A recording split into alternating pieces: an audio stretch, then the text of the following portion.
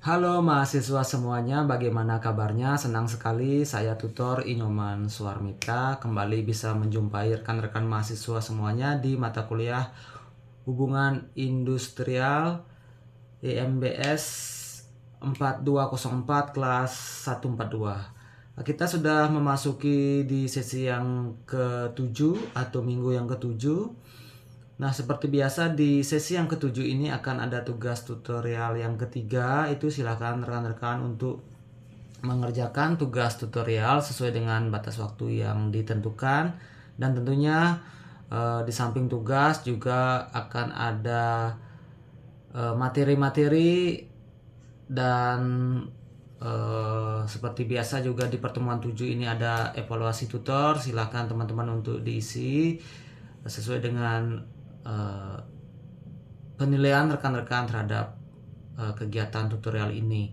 Kemudian di sesi ke-7 ini jangan lupa juga rekan-rekan untuk mengisi daftar hadir untuk bisa mendapatkan nilai maksimal di kegiatan tutorial online ini. Nah, itu yang bisa saya sampaikan di awal perjumpaan di sesi ke-7 ini. Baik, selanjutnya di sesi ke-7 ini kita akan membahas mengenai praktik hubungan industrial di Indonesia.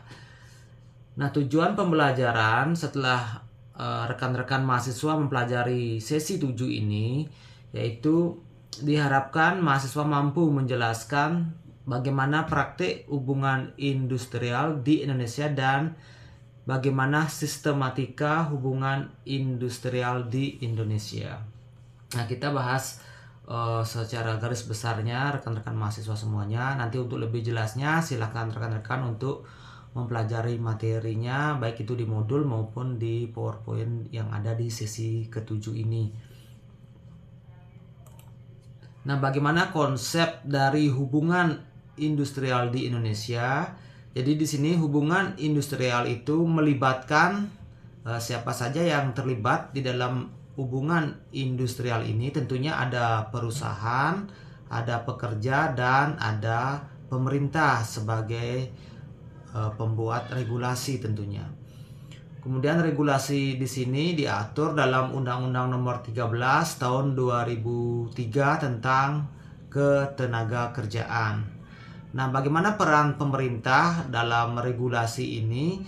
Yaitu meliputi yang pertama menyediakan lapangan kerja, kemudian yang kedua meningkatkan kesejahteraan, tentunya kesejahteraan para buruh atau karyawan, kemudian menjaga stabilitas ekonomi. Itu merupakan peran pemerintah yang diatur dalam regulasi yang sudah dibuat yaitu Undang-Undang Nomor 13 Tahun 2003. Nah, bagaimana lingkup hubungan industrial? Jadi di sini lingkup dari hubungan industrial itu terdiri dari syarat kerja, kemudian upah, jam kerja, jaminan sosial, keselamatan dan kesehatan kerja, dan penyelesaian perselisihan. Nah, di sini ada subjek hubungan industrial, itu subjeknya antara lain buruh dan organisasinya, pimpinan dan organisasinya, dan wakil dari pemerintah. Nah, di sini kita membahas mengenai fungsi dan tanggung jawab dalam hubungan industrial. Nah, fungsi pemerintah seperti yang diatur dalam pasal 102 Undang-Undang Nomor 13 Tahun 2003, yaitu yang pertama fungsinya dari pemerintah ini, yang pertama yaitu menetapkan kebijakan. Kemudian yang kedua memberikan pelayanan, dan yang ketiga pengawasan dan penindakan kalau misalnya ada pelanggaran terhadap regulasi yang sudah diatur di Undang-Undang Nomor 13 Tahun 2003 ini. Nah, di sini ada fungsi buruh. Nah, di sini buruh berfungsi menjalankan pekerjaan sesuai dengan kewajiban. Kemudian yang kedua menyalurkan aspirasi secara demokratis. Yang ketiga memperjuangkan kesejahteraan pekerja itu sendiri. Nah, kalau ada fungsi pemerintah, fungsi buruh, tentunya ada fungsi dari pengusaha. Di antaranya menciptakan kemitraan, baik kemitraan dengan pekerja maupun kemitraan dengan pemerintah. kemudian mengembangkan usaha, dan memberikan kesejahteraan terhadap pekerja.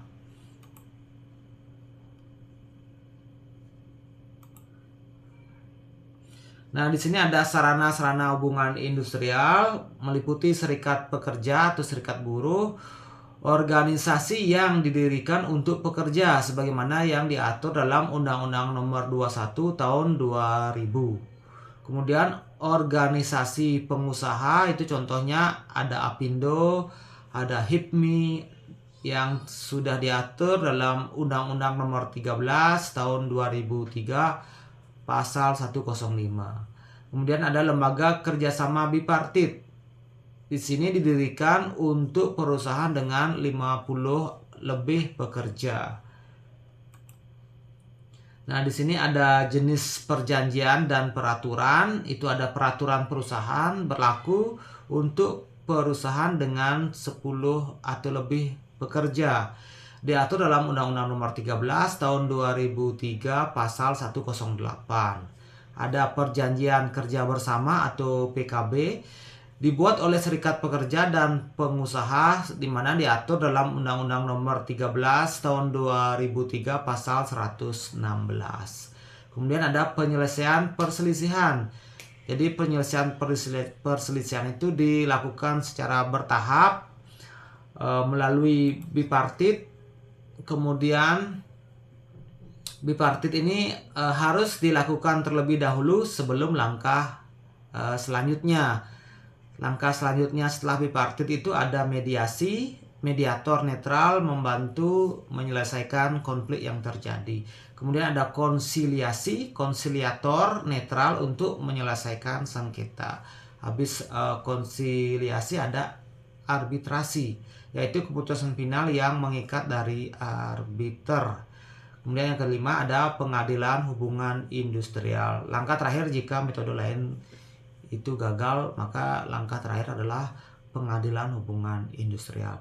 Nah, seperti itu garis besar materi tentang praktik hubungan industrial yang ada di Indonesia. Untuk lebih jelasnya silakan rekan-rekan mahasiswa untuk materi dibaca di modulnya, kemudian di referensi lain yang ada kaitannya dengan materi ini silakan rekan-rekan mahasiswa untuk mempelajari untuk menambah pengetahuan terkait materi di sesi ke-7 ini. Baik, terima kasih sudah menonton rekan-rekan mahasiswa. Sampai ketemu di sesi berikutnya. Terima kasih dan semangat sukses untuk kita semuanya.